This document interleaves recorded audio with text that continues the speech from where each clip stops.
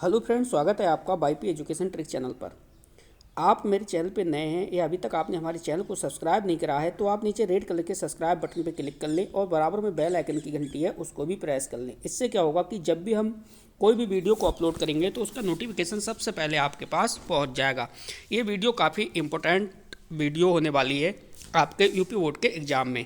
अगर हम सब्जेक्ट की बात करें तो आपका क्लास 12 एग्रीकल्चर का ये सब्जेक्ट है। सब्जेक्ट का नाम है एनिमल हस्बेंड्री। बेटा सब्जेक्ट आपका क्या चल रहा है? सब्जेक्ट आपका चल रहा है एनिमल हस्बेंड्री। ठीक है, ये आपका सब्जेक्ट है और एनिमल हस्बेंड्री 2 से 3 दिनों के अंदर अंदर आपकी कंप्लीट करा दी जाएगी। तो वीडियो को शुरू से लेकर लास्ट तक देखना। ये 2 टॉपिक्स हैं। इस वीडियो में मैं आपके पूरे 2 टॉपिक्स कंप्लीट कराऊंगा। दोनों टॉपिक्स बोर्ड के एग्जाम के हिसाब से काफ़ी महत्वपूर्ण टॉपिक्स हैं। तो करते हैं वीडियो की शुरुआत। देखो, जो पहला क्वेश्चन आपका लगा हुआ है, ये क्वेश्चन ये कह रहा है कि भाई जो आप गाय है, ठीक है, आपके सिलेबस में गाय को दे रखा है, गौ दोहन की विधियां हैं। तो गौ दोहन की विधियों को हम समझेंगे, एक एक विधि को अच्छे से समझेंगे। वीडियो को आप शुरू से लेकर लास्ट तक देखना, तभी ये अच्छे से आपके समझ में आएगा। और वीडियो को कम से कम 2 से 3 बार अगर आप देख लोगे तो ये सारा क्वेश्चंस आपको याद हो जाएंगे। एग्जाम तक आप कभी भी नहीं भूलोगे। तो बेटा समझिए, करते हैं हम एक एक करके वीडियो की शुरुआत। देखो, क्वेश्चन को हम आराम से समझेंगे और बिल्कुल स्लो लेवल से समझते हुए चलेंगे।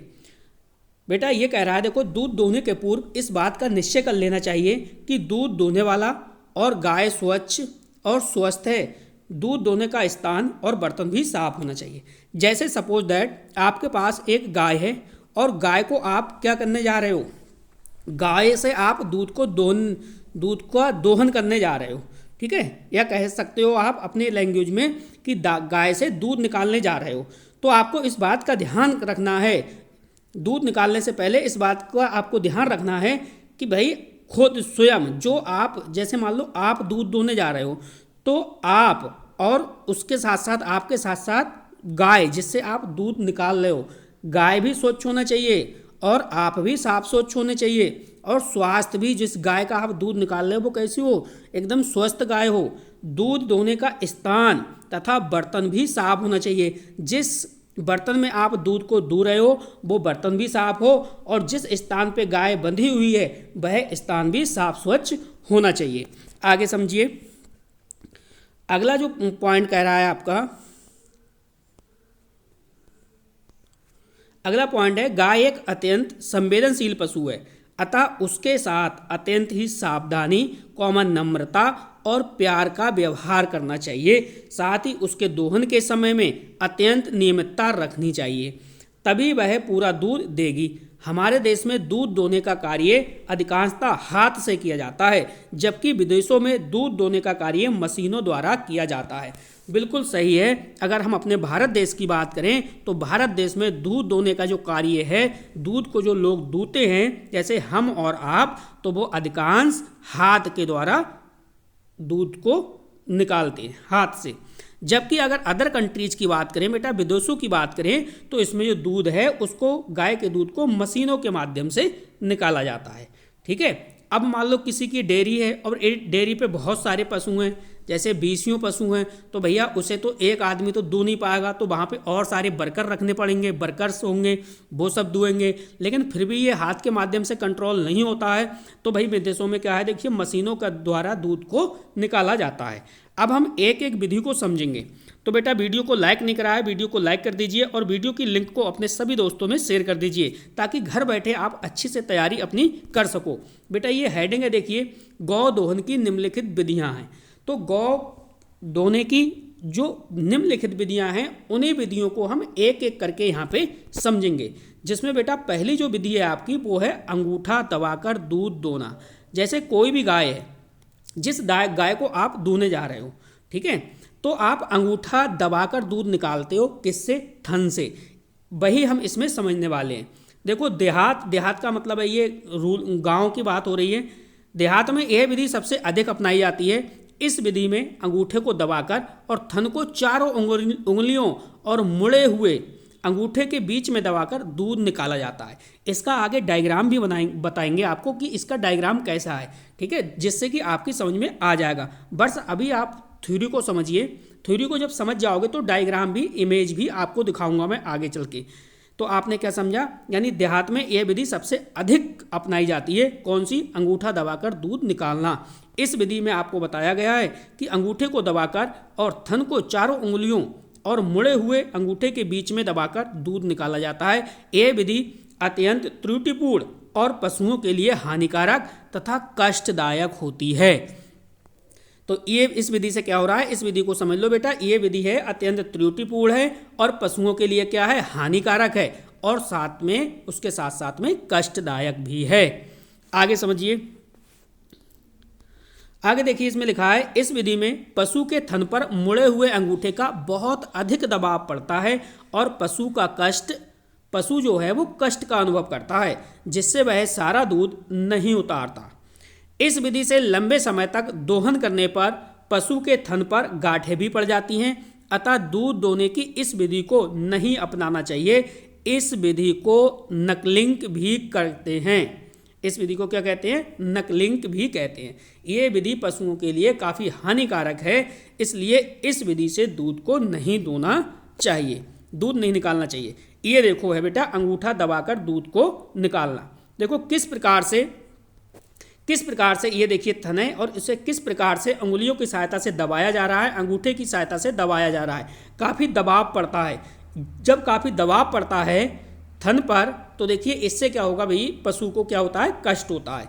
तो ये काफ़ी महत्वपूर्ण विधि नहीं है, ये अनुपयुक्त है, कह सकते हो नुकसान है। किससे? पशुओं के लिए। अब देखो दूसरी विधि है, इस विधि को आप समझो बेटा। दूसरी विधि आपके लिए है चुटकी से दूध दोहना। ये दूसरी विधि है, दूध दोहन की सेकंड विधि। पहली विधि तो आपने पढ़ ली, पहली विधि थी अंगूठा दबाकर दूध निकालना। अब आपकी जो दूसरी विधि है वो है चुटकी से दूध को दूहना। इस विधि के बारे में आप समझिए। यह विधि अधिकांशतः छोटे थन वाली गायों का दूध निकालने में प्रयोग की जाती है, जहां थन मुट्ठी में पूरी तरह नहीं आ पाते। लैंग्वेज को समझो आप, ये क्या कहना चाह रहा है? ये आपसे ये कह रहा है कि यह विधि अधिकांशतया छोटे थन वाली गायों का दूध निकालने में प्रयोग की जाती है, जहां थन मुट्ठी में पूरी तरह नहीं आ पाते। इस विधि में थन को अंगूठे और उसके पास की 2 उंगलियों के बीच दबाकर ऊपर से नीचे की ओर खिसकाया जाता है। यह विधि भी पशुओं के लिए अपेक्षाकृत कष्टदायक होती है। यह जो विधि है चुटकी से दूध निकालना, तो कहीं ना कहीं इस विधि से भी पशुओं को क्या होता है, देखो कष्ट होता है। अतः इस विधि का प्रयोग भी अच्छा नहीं माना जाता है। केवल छोटे थनों वाली गाय का दूध निकालने में इस विधि का प्रयोग किया जा सकता है। कैसे थनों की बात हो रही है? केवल छोटे थन वाली गायों का दूध निकालने में इस विधि का प्रयोग किया जाता है। अब देखिए इससे किस प्रकार से दूध निकालते हैं। ये देखिए चुटकी द्वारा, ये देखिए डायग्राम आप देख रहे हो ना, ये डायग्राम, ये देखिए थन है गाय का और ये भी गाय का थन है। देखिए किस प्रकार से ये अंगूठा है, ये अंगूठे है और अंगूठे के पास वाली 2 उंगलियां इसकी साइड में है।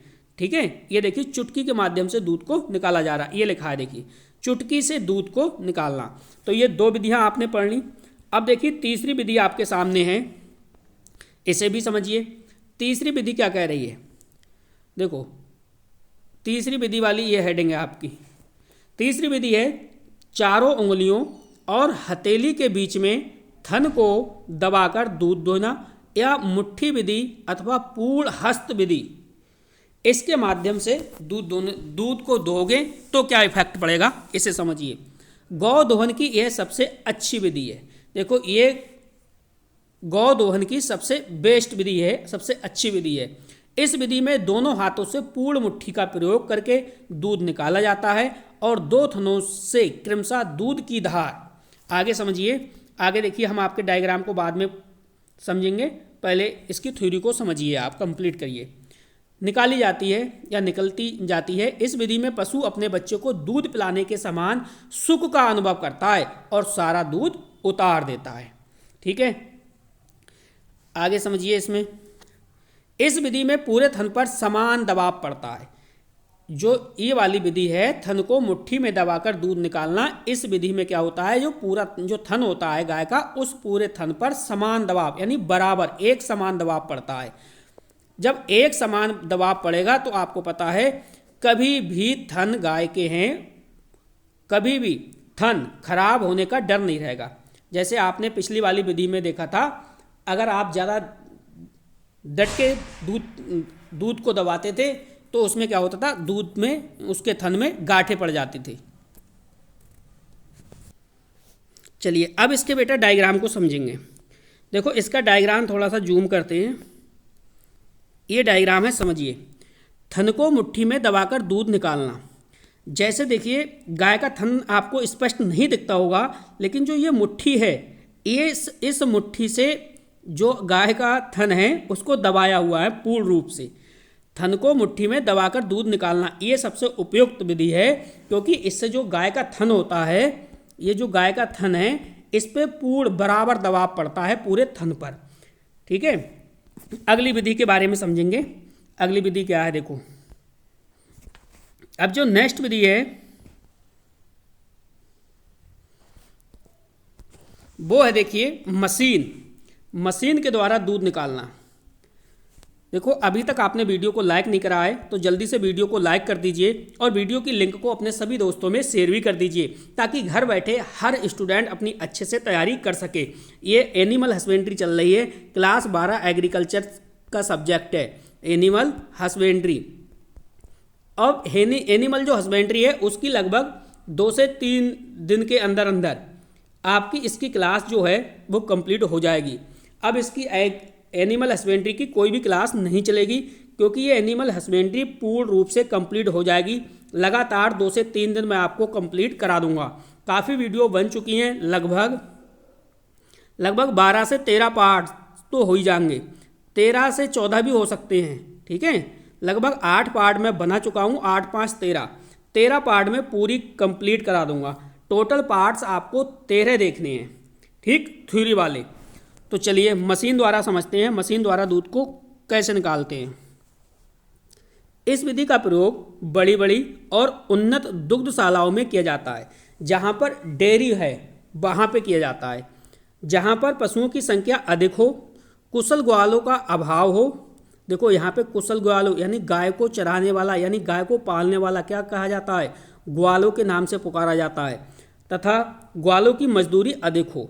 इस विधि से दूध निकालने में थन के अंदर का दबाव ज्यों का त्यों रहता है और मशीन की टिटकप के अंदर का दबाव कम कर दिया जाता है, जिसके फलस्वरूप थन के अंदर का समान दबाव थन के बाहर के दबाव की अपेक्षा अधिक हो जाता है, जिसके कारण थन रंध्र खुल जाता है और दूध बाहर निकल आता है। यही दूध दूने में मशीन का प्रयोग किया जाता है। तो जैसे ही थनों से दूध निकलना बंद हो, दूध दूने की मशीन को थनों से हटाकर अलग कर देना चाहिए, अन्यथा स्तन ग्रंथियां कैसी होंगी, स्तन ग्रंथियां प्रभावित होंगी। तो देखिए आपसे क्या कहा था, ये कह रहा था यदि दूध दूने में मशीन का प्रयोग किया जाता है तो जैसे ही थनों से दूध निकलना बंद हो, यानी पूर्ण रूप से थनों के अंदर से दूध निकल गया हो, तो दूध दूने की मशीन को थनों से हटाकर अलग कर देना चाहिए, अन्यथा जो स्तन ग्रंथियां हैं वो स्तन ग्रंथियां क्या होंगी, प्रभावित होंगी। अब देखिए सबसे अच्छी विधि कौन सी है, ये देखिए आपकी स्क्रीन पर दे रखा है, नोट करके आप भी इसे नोट कर लीजिए। अगर गौ दोहन की सर्वोत्तम जो विधि है, सबसे अच्छी विधि है, वो पूर्ण हस्त विधि अथवा मुट्ठी विधि है। इस बात को आपको ध्यान रखना है। ये 1 अंक का क्वेश्चन है, यहाँ से विकल्प ऑब्जेक्ट टाइप का या बल लाइनर वाला क्वेश्चन है, यहाँ से बन सकता है। आपसे पूछ सकता है कि गौ दोहन की सर्वोत्तम विधि आप बताइए, तो आप क्या बताओगे, आप बताओगे पूर्ण हस्त विधि अथवा ये मुट्ठी विधि, ये वाली आपको बतानी है। ठीक, अब जो हमारा अगला जो क्वेश्चन स्टार्ट होगा वो होगा पशुओं को औषधि देने की विधियां। तो देखो बेटा, ये हमारा दूसरा क्वेश्चन यहाँ से स्टार्ट हो चुका है। क्वेश्चन क्या कह रहा है, क्वेश्चन आपका ये कह रहा है पशुओं को औषधि देने की जो विधियां हैं वो कौन कौन सी विधियां हैं। तो पशुओं को औषधि देने की जो निम्न विधियां हैं उनको हम अच्छे से समझेंगे। ठीक है, और इसकी जो PDF है, ये जो PDF की बात कर रहे हो, इस PDF को मैं आपका व्हाट्सएप ग्रुप बना हुआ है जो अपना जो क्लास 12 एग्रीकल्चर का जो व्हाट्सअप ग्रुप बना हुआ है उस व्हाट्सअप ग्रुप में पूरी PDF सेंड कर दी जाएगी। आप PDF की टेंशन बिल्कुल भी ना लें, ठीक है। आप सिर्फ और सिर्फ यहाँ पे क्वेश्चन को समझने की कोशिश करिए। 2 से 3 बार अगर आप वीडियो देख लोगे तो गारंटी है पूरा वीडियो आपके समझ में आ जाएगा, पूरा जो लेक्चर है अच्छे से आपकी समझ में आएगा। चलो बेटा इसको भी समझते हैं आगे। देखो पशुओं को औषधि निम्न प्रकार से खिलाई जाती है। अब भाई कोई ना कोई तो विधियाँ होंगी जिन विधियों से आप पशुओं को क्या दोगे, औषधि दोगे। तो हाँ बिल्कुल सही बात है भाई, भिन्न भिन्न विधियाँ हैं, उन विधियों को हम समझेंगे। जैसे देखो फर्स्ट है मुंह द्वारा औषधि देना, यानी मुंह के माध्यम से औषधि को देना है। अब इसमें जो फर्स्ट पॉइंट है वो है लोहे के रूप में, ठीक। अब लोहे क्या है, लोहे जैसे देखो एक आपके पास में जैसे आटा होता है, गेहूं का आटा गीला करके उसे बीच में थोड़ा सा गीला करके एक गुल्ला बना देते हैं, एक कैसे का गोला बना लेते हैं, उसी को क्या कहते हैं, लोहे। उसी को लोहे कहते हैं बेटा, ठीक है। ये मान लो आटा, ये जैसे तुमने आटा लिया, आटे में पानी डाला और इसे गोल गोल बना लिया आटे का, ठीक है। तो इसी को हम क्या बोल रहे हैं, इसी को बेटा हम लोहे बोल रहे हैं, ठीक है।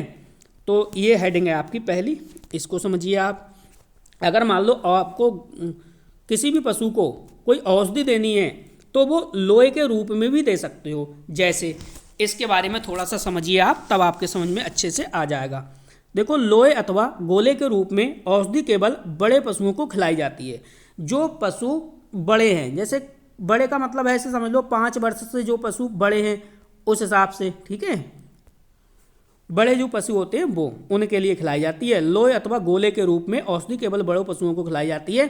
एक आदमी पशु की नाक पर हाथ रखकर सिर को अधिक ऊंचा नहीं उठने देता। सिर को देखो अधिक ऊंचा इसलिए नहीं उठने देता है, आगे समझिए, पूरा मैं क्लियर कर दूंगा फिर, ठीक है। थोड़ा सा और समझिए आप। दूसरा आदमी अपने बाएं हाथ से जीभ को पकड़ लेता है और दूसरे हाथ से गोले को पकड़कर मुंह के अंदर कर देता है, जिससे कि वह अंदर चला जाता है और कुछ समय बाद मुंह को उठाकर ऊंचा रखना चाहिए, बाद में पानी भी पिला देना चाहिए। अब होता क्या है इसके बारे में समझो। जैसे सपोज दैट ये आटे का एक गुल्ला है, ठीक है। आपको कोई भी औषधि देनी है तो इस आटे के गुल्ले में आप बीचों बीच में इस औषधि को रख दो। ये जो औषधि है इस औषधि को आटे के गुल्ले में बीचों बीच में रख दो, ठीक। अब मान लो सपोज दैट कोई पशु है, ठीक। अब इसके लिए 2 आदमी चाहिए होते हैं। पशु को औषधि देने के लिए कितने आदमी चाहिए, आदमियों की संख्या कितनी होनी चाहिए, 2 होनी चाहिए। 2 कैसे होनी चाहिए समझो।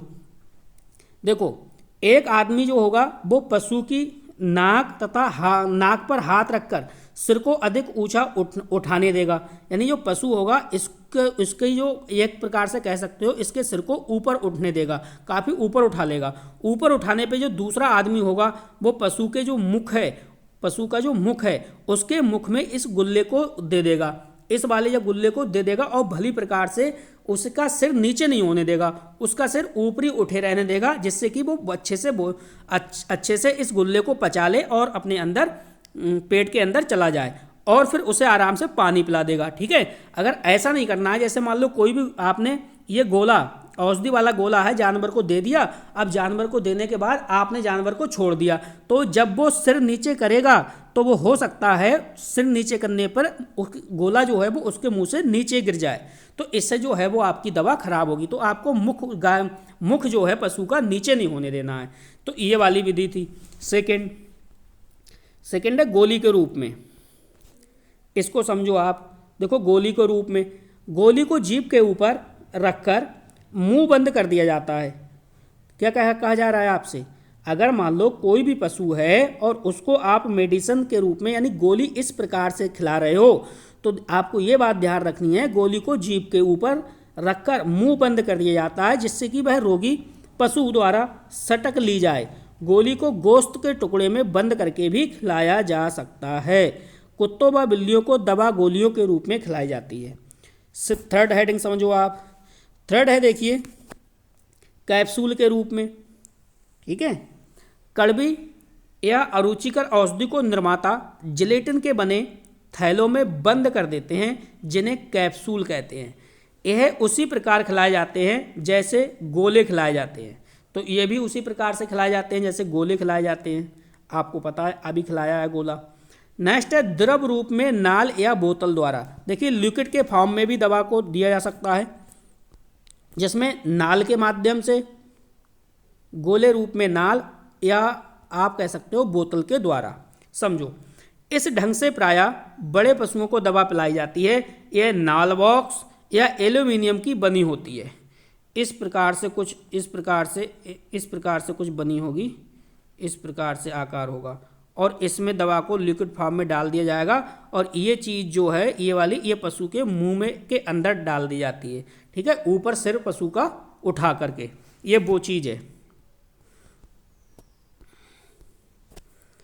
तो एल्यूमिनियम की बनी होती है। नाल के स्थान पर बोतल का प्रयोग भी कर सकते हैं। नाल द्वारा दवा पिलाते समय निम्न बातों का ध्यान रखना चाहिए। अब देखो, अगर आप नाल के माध्यम से दवा को पिला रहे हो तो भाई साहब आपको बहुत सारी बातें, बेटा बहुत सारी बातें आपको ध्यान रखनी पड़ेंगी। कौन कौन सी बातें ध्यान रखनी पड़ेंगी? अगर इन बातों का आपने पालन नहीं करा तो आपकी दवा भी व्यर्थ हो जाएगी। तो समझिए, एक एक पॉइंट को हम इनके समझने की कोशिश करते हैं। देखो, घोड़ों का सिर ऊपर उठाए रखना चाहिए, सिर नीचे नहीं होना चाहिए। ठीक है, सिर ऊपर उठाओगे तभी जो लिक्विड फॉर्म में आप दवा दे रहे हो, सही है, वो दवा डायरेक्टली पशु के पेट में चली जाएगी। सेकंड पॉइंट, गाय बैल का सिर व गर्दन दवा पिलाते समय एक सीध में रखना चाहिए। ठीक है, अगला जो पॉइंट है, कुत्तों को नाल द्वारा दवा पिलाते समय पीठ के बल लिटा दिया जाता है और सीधे ऊपर की ओर उठे हुए रखते हैं। यानी पैर जो हैं, उसके पैर सीधे ऊपर की ओर उठे हुए रखते हैं। उसके पश्चात कहने का मतलब यह है कि कुत्ते के मुंह में दवा धीरे धीरे उड़ेली जाती है। ये तो था आपका भाई लिक्विड फॉर्म में दवा को देना। अब देखिए अगला जो है वो है पाउडर के रूप में। तो भाई पाउडर के रूप में भी समझिए, क्योंकि दवा तो पाउडर के फॉर्म में भी आती है। देखो, दवा को चूर्ण रूप में भोजन अथवा पीने के पानी में मिलाकर खिलाया जाता है। यदि थोड़ी सी दवा चूर्ण रूप में खिलानी हो तो उसे जीभ पर मल देना चाहिए। अगर मान लो आपको लग रहा है कि बहुत कम पाउडर के रूप में दवा देनी है तो आप जो पशु है उसके जीभ पर मल दो आप। ठीक है, अगर थोड़ी सी ज़्यादा है तो उस दवा का देखो चूर्ण भोजन के रूप में आप डाल सकते हो उसे, और पानी के रूप में मिलाकर भी पिला सकते हो, क्योंकि पाउडर फॉर्म में वो तो घुल जाएगा पानी के साथ। ठीक, अगली जो हेडिंग है हमारी वो है चटनी के रूप में। बेटा वीडियो को लाइक नहीं करा है तो जल्दी से वीडियो को लाइक कर दीजिए और वीडियो की लिंक को अपने सभी दोस्तों में शेयर कर दीजिए। सभी जितने मेरे प्यारे बच्चे इस वीडियो को देख रहे हैं, वीडियो को लाइक करिए, वीडियो की लिंक को ज़्यादा से ज़्यादा शेयर करिए। अपनी बात को नीचे से कमेंट करके बताइए। आपको कोई भी टॉपिक्स है, कोई भी ऐसा टॉपिक है एनिमल हस्बेंड्री में जो समझ में नहीं आया, उसको बताइए, उसकी वीडियो बना देंगे आपके लिए, आपकी प्रॉब्लम को सॉल्व कर देंगे। और आपको कोई भी किसी भी सब्जेक्ट में क्लास 12 एग्रीकल्चर का, 12 AG का कोई भी सब्जेक्ट है जो आपकी समझ में नहीं आता है, या कोई भी टॉपिक है आपकी समझ में नहीं आता है, आप नीचे जाइए, कमेंट करिए, हम आपके कमेंट का इंतज़ार करेंगे और आपकी प्रॉब्लम को जल्द से जल्द सॉल्व करेंगे। तो आगे समझिए, देखिए इस हेडिंग को, चटनी के रूप में। चटनी को जीभ और ओठों पर मल दिया जाता है। अस्वादिष्ट दवा, देखो एक शब्द होता है स्वादिष्ट, ठीक है, दूसरा है अस्वादिष्ट दवा को गुड़, यानी उसका स्वाद ही अच्छा नहीं है, वो कैसी दवा है, वो अस्वादिष्ट दवा है। तो अस्वादिष्ट दवा आपको पता है फिर भाई पशु तो लेगा नहीं, यानी खुद अपने लोग नहीं लेते तो पशु कैसे ले लेगा, आप समझदार हो। तो उसे क्या करना है, उसको स्वाद रूप में कन्वर्ट करने के लिए आप उसे गुड़ में मिला सकते हैं, यानी शहद में मिला सकते हैं, या फिर सीरे में मिलाकर उसका प्रयोग करना चाहिए, नहीं तो पशु मुंह से निकाल देगा। और जब आपकी दवा को पशु मुंह से निकाल देगा तो आपको पता है दवा कितनी महंगी होती है, दवा आपकी व्यर्थ हो जाएगी। तो ऐसा नहीं करना है। जब आपको लग रहा है, डॉक्टर से आप सलाह लीजिए कि ये जो दवा है वो स्वादिष्ट है या अस्वादिष्ट है। जब आपको महसूस होने लगे कि ये दवा अस्वादिष्ट है तो उसे गुड़ में मिलाइए, या फिर शहद में मिलाइए, या फिर सीरे में मिलाकर आप आराम से पशु को दे सकते हैं। फालतू पशुओं को मुंह द्वारा दवा खिलाने के लिए चटनी सर्वोत्तम ढंग है। फालतू, सॉरी नहीं, फालतू नहीं, पालतू, ठीक है, ये आपको ध्यान रखना है, पालतू शब्द है, फालतू नहीं। पालतू पशुओं को मुंह द्वारा दवा खिलाने के लिए चटनी सर्वोत्तम ढंग है। एक तो ये हो गया। अब देखो ये पहली जो वाली जो हेडिंग थी वो भैया थी मुख के द्वारा, यानी जितनी भी अभी तक आपने जो हेडिंग पढ़ी ये सब ऐसी हेडिंगें थी जो मेडिसिन, जिस दवा को आप मुंह के माध्यम से दे रहे थे। अब जो सेकेंड हेडिंग है वो है नाक के द्वारा औषधि देना, ठीक है, पशुओं को नाक के द्वारा भी औषधि दी जाती है। तो बेटा इस टॉपिक पे भी चर्चा करते हैं, नाक के द्वारा किस प्रकार से, समझिए आप। देखो नेजल डूस, इसमें जो आपकी हेडिंग है फर्स्ट वो है नेजल डूस। ये क्या होती है समझो। किसी अनुत्तेजक प्रतिरोधी लोशन द्वारा नथनों को धो देना नेजल डूस कहलाता है। यानी जो पशु होते हैं ना, मान लो सपोज दैट, किस प्रकार से मैं आपको आकृति बनाऊं, इस प्रकार से आप समझो, इस प्रकार से जो पशु के नथुने होते हैं ये वाले, इनकी बात कर रहा है, ठीक है, इन नथुनों की बात कर रहा है। इस प्रकार से आप समझो, ये जो हैं, ये जो नथुने हैं ना, इनकी बात कर रहा है, ठीक है। पशुओं के इन नथुनों को प्रतिरोधी लोशन द्वारा नथुनों को धो देना नेजल डूस कहलाता है। अगली हेडिंग समझो, सेकेंड है इसमें भपारा या अंता शोषण। तो ये क्या होता है भाई, भपारा तथा अंता शोषण क्या होता है, इसके बारे में थोड़ा सा समझिए। देखो बड़े पशुओं को भपारा देने के लिए एक बाल्टी में गर्म पानी भरकर उसमें दवा उड़ेल दी जाती है। भपारा या अंता शोषण, इसमें आपको ये करना था, जो बड़े पशु होते हैं उनको भपारा देने के लिए एक बाल्टी में पानी गर्म भरकर उसमें दवा आप उड़ेल दो, ठीक। बाल्टी से जो भाप उठती है, क्या कहा जा रहा है, बाल्टी से, जिस बाल्टी में आपने पानी भरा है और जिस पानी में आपने दवा को उड़ेल दिया है उसी बाल्टी की चर्चा हो रही है। बाल्टी से जो भाप उठेगी उस पर रोगी पशु का मुंह उठाकर रख दिया जाता है, जिससे कि वह भाप को सांस के द्वारा भीतर ले जा सके। किसके माध्यम से, उस भाप को सांस के माध्यम से अपने भीतर ले जा सके। श्वसन संबंधी रोगों में औषधि इसी द्वारा दी जाती है, श्वसन संबंधी रोगों में। तो जो ये हेडिंग थी आपकी, ये भपारा या अंता शोषण आपकी हेडिंग थी। अगली देखो तीसरी जो हेडिंग है बेटा वो है मलाशय द्वारा औषधि देना, ठीक। मुंह के द्वारा हो गया, नाक के द्वारा पढ़ लिया। अब जो थर्ड हेडिंग है अपनी वो है बेटा मलाशय के द्वारा औषधि देना। इसकी भी चर्चा करते हैं, इसको भी समझो। इसमें जो फर्स्ट हेडिंग है अपनी वो है एनीमा। तो एनीमा क्या है इसके बारे में थोड़ा सा समझिए, क्योंकि ऑब्जेक्ट जो क्वेश्चन आता है या बल लाइनर का जो क्वेश्चन आता है वो काफ़ी अंदर से पूछा जाता है, तो उसके लिए तो समझना पड़ेगा।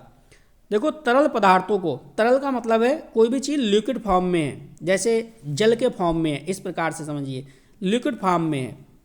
तरल पदार्थों को मलाशय के रास्ते आंतों में पहुंचाने की क्रिया एनीमा कहलाती है या एनीमा कहते हैं। आप समझ गए होंगे क्या कहना चाह रहा है ये, यानी तरल पदार्थों को जो लिक्विड फॉर्म में है को मलाशय के रास्ते, ठीक है, मलाशय के रास्ते आंतों में पहुंचाने की क्रिया को बेटा एनीमा कहते हैं। बड़े पशुओं को एनीमा यंत्र द्वारा औषधि दी जाती है।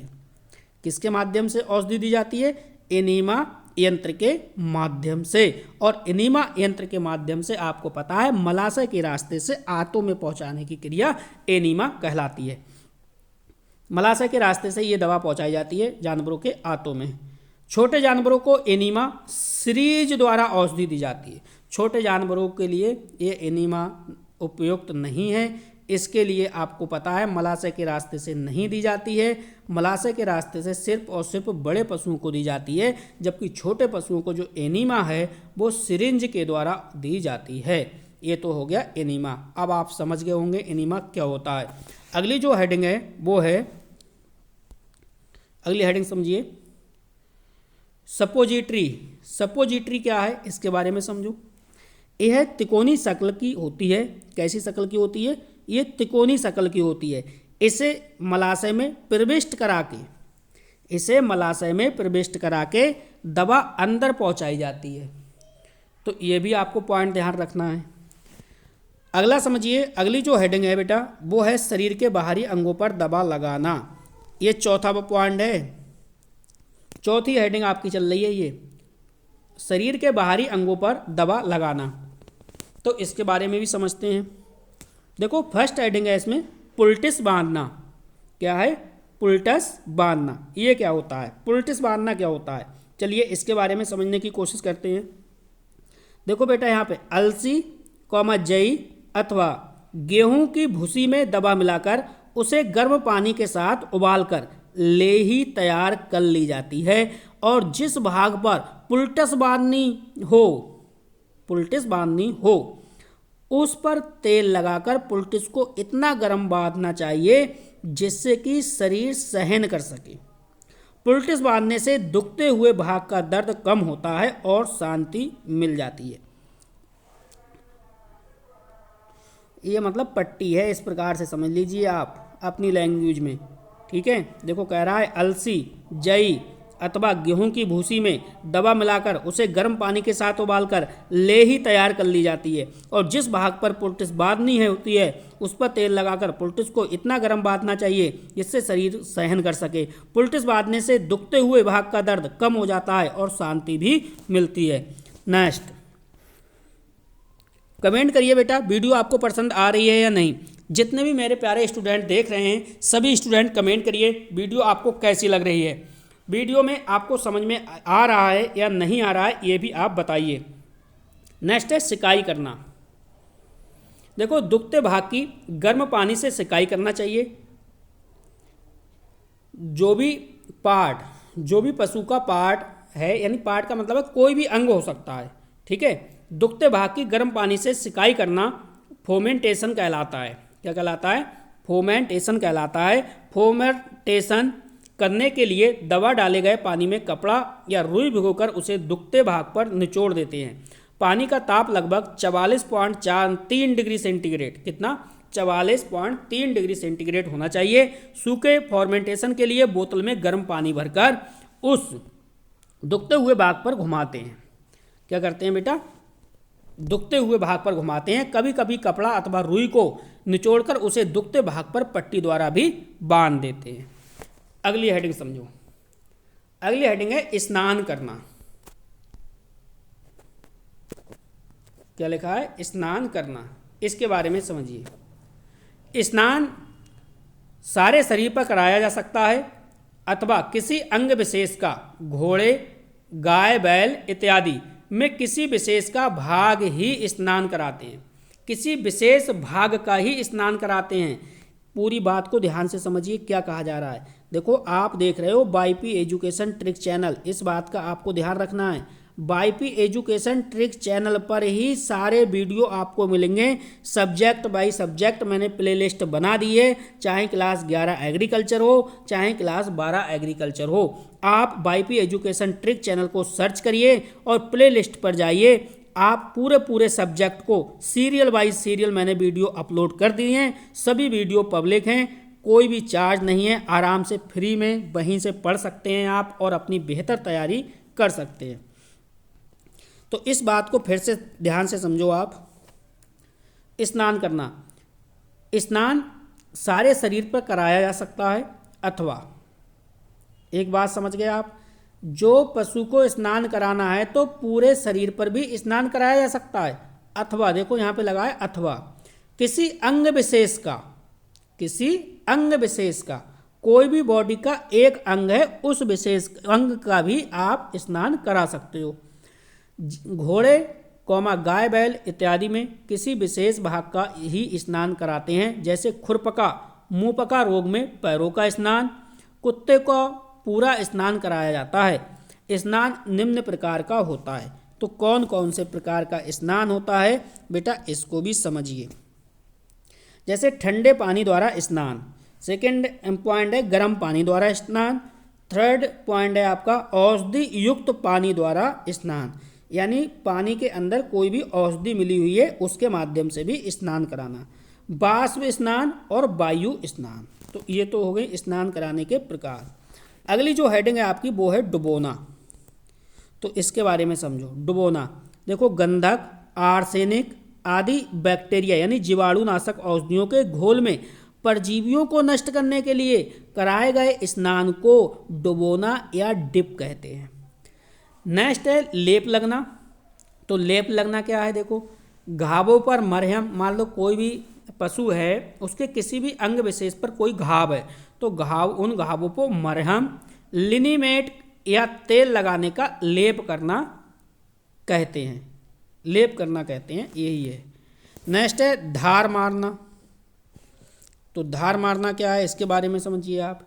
धार मारना किसी छिद्रनुमा घाव को धोने के लिए दवा युक्त जलधारा का भी प्रयोग किया जाता है। अब मान लो, समझो, जैसे मान लो कोई पशु है और घाव उस पशु में काफ़ी गहरा हो गया है, तो उसकी धुलाई आप कैसे करोगे?